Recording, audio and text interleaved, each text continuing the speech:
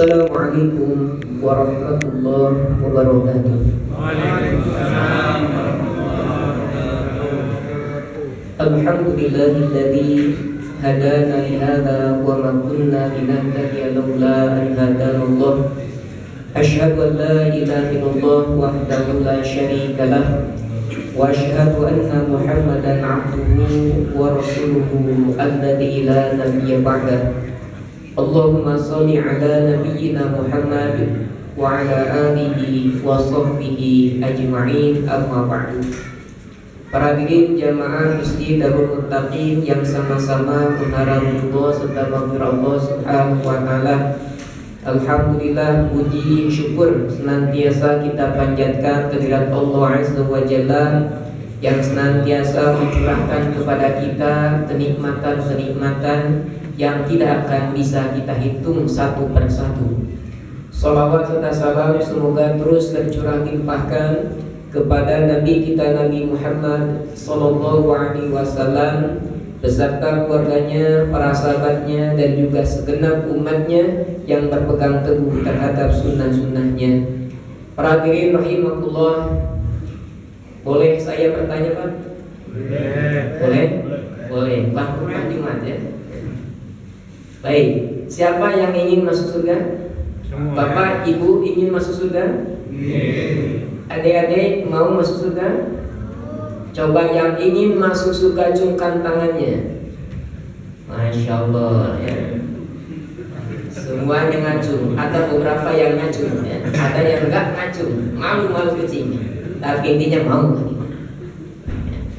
Baik, ketika ditanya apakah ingin masuk surga, semuanya jawabnya ingin. Mau masuk surga? Mau. Bahkan ada salah seorang sahabat Nabi pun sama Pak. Beliau ingin masuk surga, beliau mau masuk surga. Sahabat ini adalah Amr bin Jamuh. Sekali lagi, nama sahabat ini adalah Amr bin Jamuh.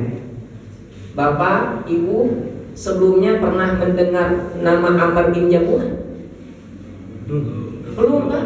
Barusan saya sebut 3 kali Pak. Masih belum aja. Amr bin Jamuh ini merupakan salah satu tokoh Bani Salamah yang berada di Madinah. Ketika Rasulullah SAW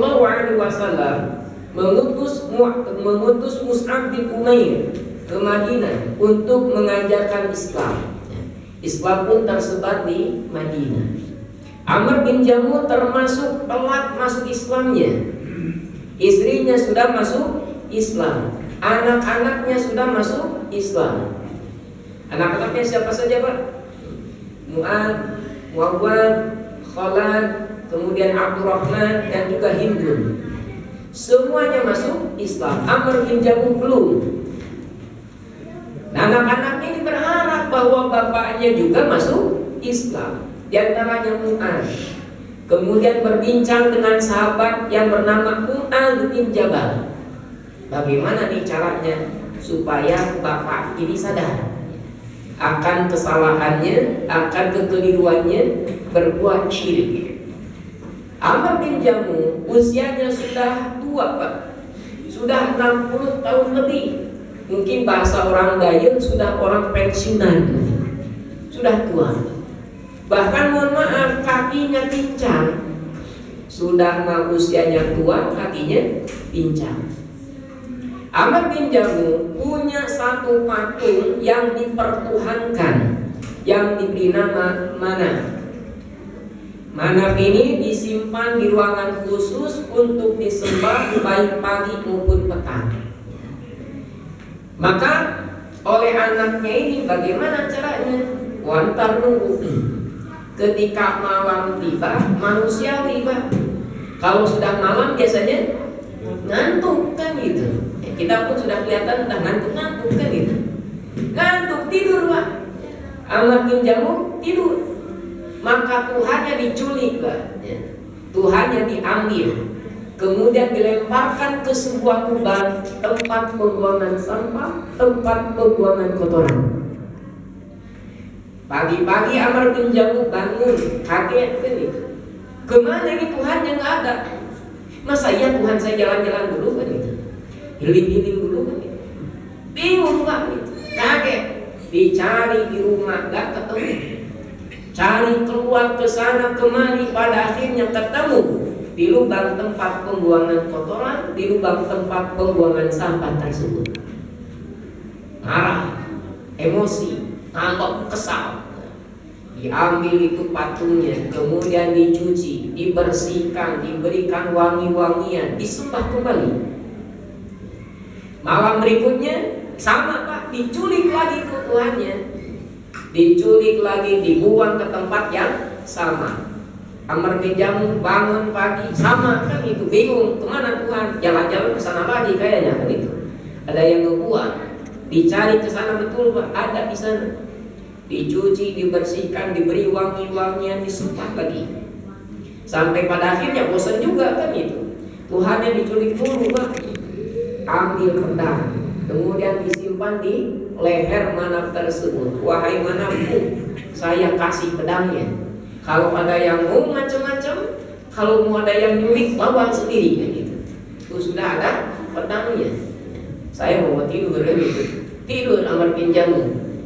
Diambil lagi Pak, diculik lagi, kemudian dilemparkan di lubang yang sama. Namun pada saat kali ini patung Manaf tergeletak bersama dengan seekor bangkai anjing. Barulah Amr bin Jamuh termenung.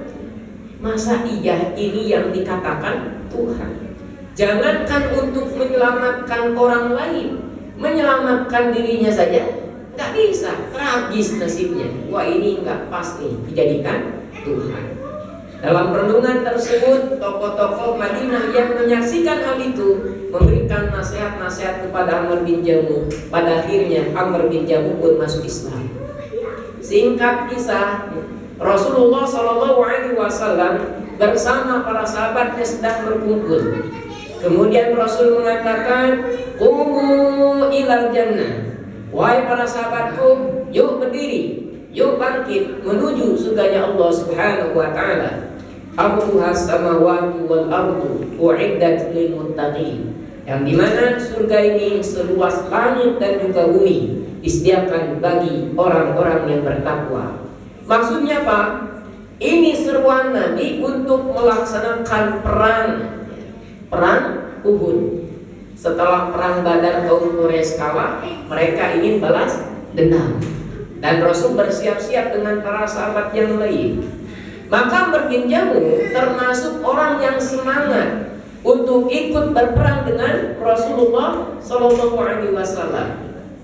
Namun Amr bin Jamuh dihalangi, ditahan oleh anak-anaknya. Bapak, sudahlah, Bapak nggak usah ikut perang, Bapak di rumah saja. Biarkan kami yang berperang bersama Rasulullah SAW. Mungkin bahasa anak pemuda kali ini, Bapak berbahan saja di rumah. Gak usah ikut perang, gak usah Pak. Bapak sudah tua, kakinya pincang, tidak dosa. Maka Amr bin Jamuh marah. Orang mau ke surga malah dilarang-larang, marah itu. Sehingga mendatangi Rasulullah SAW mengadukan kelakuan anak-anaknya. Ya Rasul, saya mau ikut perang malah ditahan oleh anak-anak saya. Rasul pun menenangkan, wahai Amr bin Jamuh, tak apa-apa, kayak ikut perang juga. Anda sudah tua, kaki pincang, tak apa-apa. Dimaklum, diberikan uzur, tidak dosa. Tetapi Amr bin Jamuh dengan tekad yang kuat, dengan kekeh, maka Amr bin Jamuh pun sampai melontarkan sebuah kalimat, ya Rasulullah, wallahi la arju an taqiya bi'urjati hadhihi al-jannah. Ya Rasulullah, demi Allah, saya berharap menginjakkan kakiku yang pincang ini ke surganya Allah Subhanahu wa ta'ala. Masya Allah, dengan kakinya yang pincang ingin ke surga. Maka Rasul pun menginstruksikan kepada anak-anaknya, la tamna'u. Udah deh, biarin dia. Biarin Amr bin Jamuh. La'allallaha yarzuqhu syahadah. Mudah-mudahan Allah memberikan rizki kepada Amr bin Jamuh syahadah, meninggal dalam keadaan syahid di medan perang. Amr bin Jamuh begitu bahagia pulang ke rumah, siap-siap pakai pakaian perangnya, bawa pedangnya, sampai berdoa, Allahumma rzuqni syahadah wala taruddani ila ahli. Ya Allah, rizkikanlah kepada saya syahadah, mati meninggal dalam keadaan syahid di medan perang, dan janganlah engkau kembalikan aku ke keluargaku. Dan ternyata Allah menakdirkan Amr bin Jamuh meninggal dalam keadaan syahid di perang Uhud. Para hadirin rahimahullah, dari kisah singkat ini, Amr bin Jamuh yang dia ingin mau masuk surga, ternyata beliau berjuang dengan kakinya yang pincang. Pertanyaannya untuk kita hari ini, kita tadi sepakat ingin mau masuk surga. Pertanyaannya, dengan apa kita masuk surga? Sama-sama punya kaki nih, sama-sama punya kaki. Bahkan kaki kita bisa jadi lebih sehat daripada kakinya Amr bin Jamuh.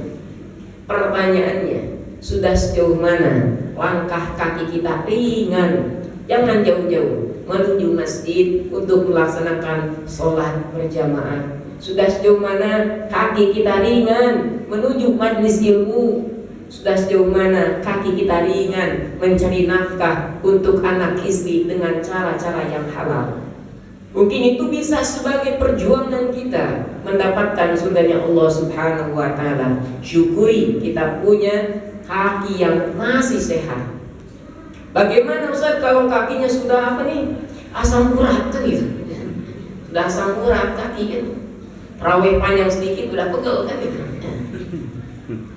Sabar dan juga syukur. Sabar dan syukur jangan sampai dipisahkan, Pak. Karena sabar dan syukur itu satu paket. Orang yang sehat dia bersyukur dan juga dia bersabar. Begitupun orang yang sakit dia bersabar dan juga bersyukur. Terkadang pola pikir kita kadang yang sedikit agak keliru. Kalau sehat harus bersyukur, kalau sakit harus bersabar. Padahal dua-duanya mesti. Pertanyaannya, bagaimana orang yang sakit mampu mensyukuri sakitnya, Pak? Ya. Kalau bersabar iya, namanya juga sakit, ya sakit, Pak, gitu kan? Namanya sakit ya sakit, Pak. Maka bersabar akan kesakitan itu. Bagaimana menumbuhkan rasa syukur, Pak? Dari sakit yang kita alami. Kita sakit kaki, Pak, syukur, Pak. Alhamdulillah saya sakit kaki. Berarti menunjukkan kita masih punya kaki. Sekali lagi, berarti kita masih punya kaki. Kenapa? Kalau orang yang gak punya kaki, saya yakin gak pernah merasakan sakit kaki. Jadi mending mana, Pak? Mending sakit kaki atau kakinya gak ada? Mending sehat. Luar biasa. Bapak-bapak, saya yakin nih kepalanya sudah mulai pusing. Loh, yang pertama aku tagihan dari belakang istri dan juga anak-anak, baju baru, pakaian baru, sepatu baru dan lain baru-baru. Kecuali istri baru enggak, Pak. Pusing tuh, ya. Syukuri, Pak, pusing kepala, Pak. Syukuri, alhamdulillah saya pusing. Kenapa? Berarti saya masih punya kepala. Kalau nggak mau kepala, nggak usah punya kepala, Pak. Mending mana, sob? Ya. Mending sakit kepala atau mending nggak punya kepala? Mending mana? Mending punya kepala plus sehat. Maka mudah-mudahan ya sedikit ibrah pelajaran dari Amr bin Jamuh sebagai pelacur kita untuk bukan hanya sebatas ingin mau mendapatkan surga, tetapi kita pun harus mau dan juga ingin berjuang mendapatkan surga itu. Barangkali ini saja yang bisa disampaikan. Mudah-mudahan ada guna serta manfaatnya. Kita tutup saja dengan doa. Rabbana atina fid dunya hasanah wa fil akhirati hasanah wa qina adzabannar. Wassalamualaikum warahmatullahi wabarakatuh. Waalaikumsalam.